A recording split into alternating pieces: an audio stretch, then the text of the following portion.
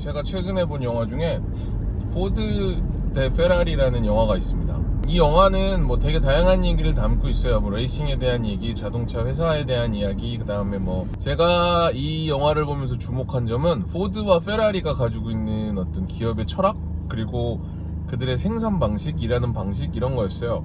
일단 이 영화의 배경은 60년대입니다. 1960년대 포드가 이 세계 2차 대전에서 이제 미국이 승전국이 되면서 미국이 이제 호황기를 맞이하게 되죠. 그러면서 포드가 이 포디즘이라고 불리는 이제 대량 생산 체계를 바탕으로 해서 엄청나게 큰 글로벌 자동차 메이커로 성장을 합니다.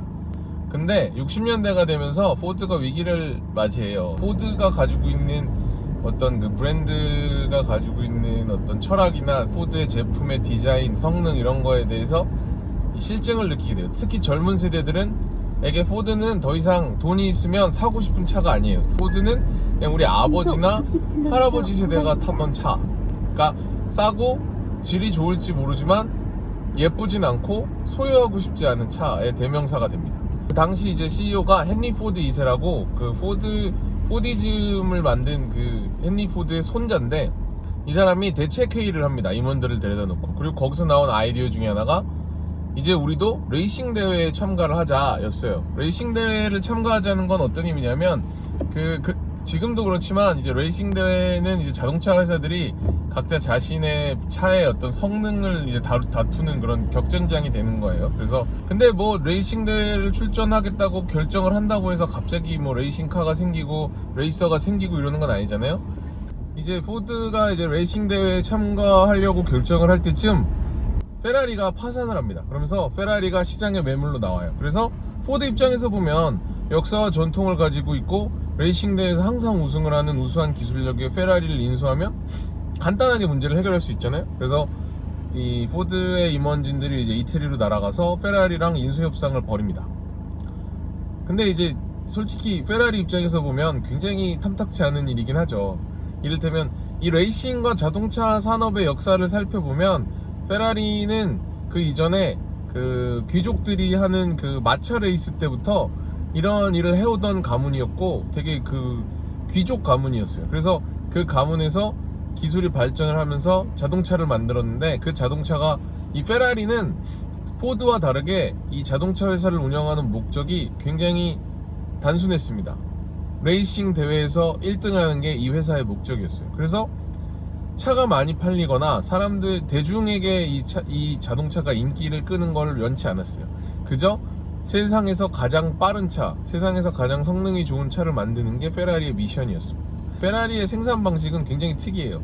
그 전에 포드의 공장에서 헨리 포드 2세가 회사의 실적이 저조한 거를 말을 하면서 그 공장에 있는 직원들한테 당신들이 내일 아침에 출근할 때 이 회사에 어떤 기여를 하고 있는지에 대해 생각해 보라는 식으로 얘기를 하는 장면이 나와요. 근데 그 장면이 나올 때 그 포드의 생산 공장은 우리가 흔히 아는 그런 정말 그 컨베이어 벨트 시스템처럼 이렇게 쭉 이게 노동자들이 나라비를 서 있고 자동차가 이렇게 움직이면서 이렇게 부품을 조립하는 방식으로 제작이 되고 있었어요.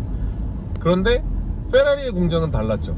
이 포드의 임원진들이 페라리의 공장을 방문했을 때 페라리의 공장은 특이하게도 한 사람이 하나의 부품을 만들고 있어요. 그것도 이게 약간 핸드메이드 방식으로 이 하나하나 진짜 흔히 얘기하는 것처럼 이 명품 막 럭셔리 굿즈 만들듯이 한 땀 한 땀 정성을 들여서.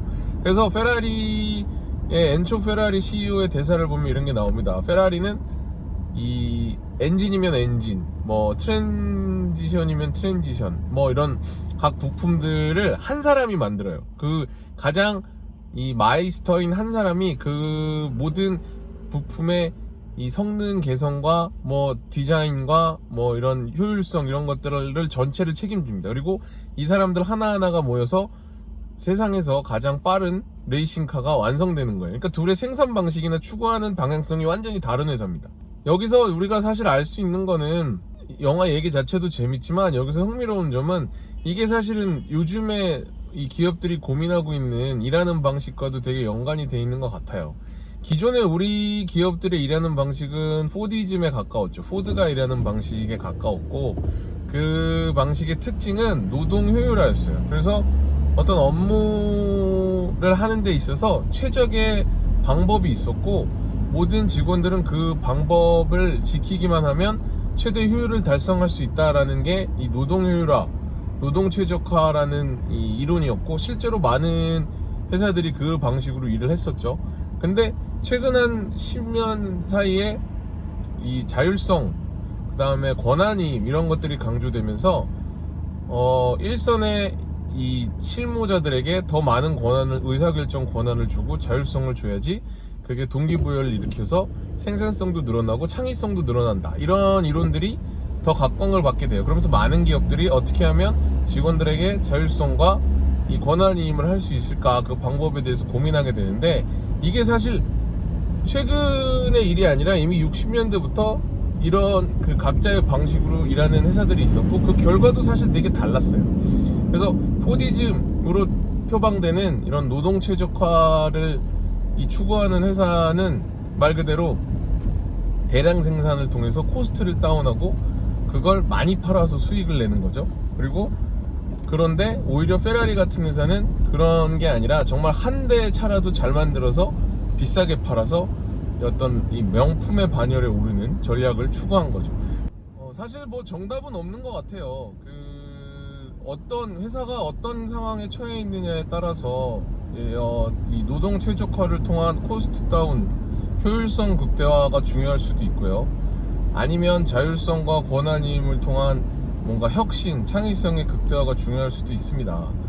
그런데 요즘 들어서 이 후자가 더 각광을 받는 이유는 이런 건 것 같아요. 이제 우리 기업들이 처한 환경이 과거와 달라졌고, 예전에는 우리 기업들이 이 패스트 팔로워 전략을 많이 활용을 했죠. 그래서 시장의 선도 기업의 기술이나 제품을 벤치마킹해서 굉장히 비슷한 스펙의 제품을 조금 더 싼 가격에 내놔서 그 어느 정도 시장에서 시장 점유율을 가져가는 그런 전략을 많이 구사를 했다면, 요즘 우리나라의 기업들은 이제 시장 전체의 판도에서 그런 위치를 차지하지 않는 기업들이 많아요. 오히려 그 시장을 새롭게 선도하고 뭔가 새로운 혁신적인 제품들을 내놓고 이런 회사들이 많다 보니까 이 후자인 자율성과 권한이임 중심의 문화들이 요즘 들어서 이제 각광을 받고 있다, 이렇게 생각이 들고, 영화를 봐도 결국은 이제 포드가 페라리의 인수에 실패를 하고 나서 직접 레이싱 팀을 꾸립니다. 그래서 이 영화의 주인공인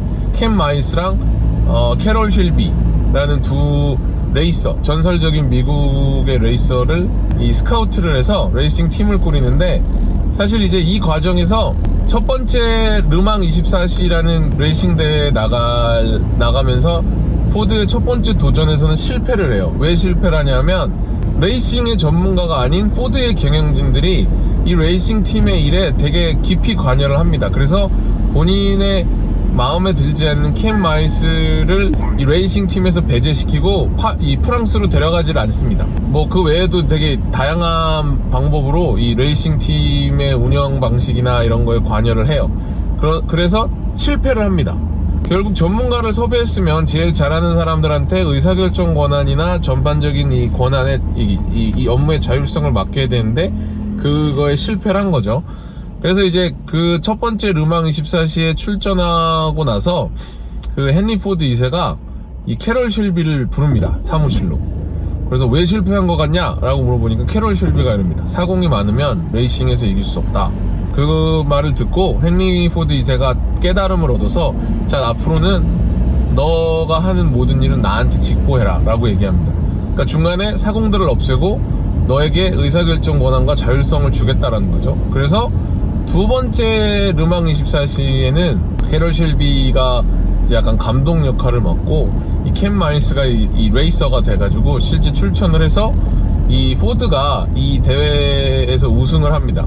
포드가 이 대회 이후에 한 3번인가 연속 이 르망 24시에서 우승을 해요. 그리고 그 이후로 한 번도 미국 회사가 르망 24시에서 다시는 우승을 하지 못하는데, 여기서도 보면 알 수 있듯이 우리가 기존에 잘하던 일을 조금 더 잘하기 위해서는 어떻게 보면 노동 최적화가 답일 수도 있어요. 근데 지금까지 해보지 않은 새로운 일, 뭔가 혁신적인 일이고 우리는 거기에 대한 경험이나 전문성이 없는 일을 할 때는 어떻게 보면 이 페라리의 생산 방식이나 이 포드의 레이싱 팀이 했던 방식, 즉 실무자들, 가장 전문가들을 뽑아놓고 그 사람들에게 자율성과 권한임을 주는 것이 성과를 내는 지름길이 아닌가라는 생각이 듭니다.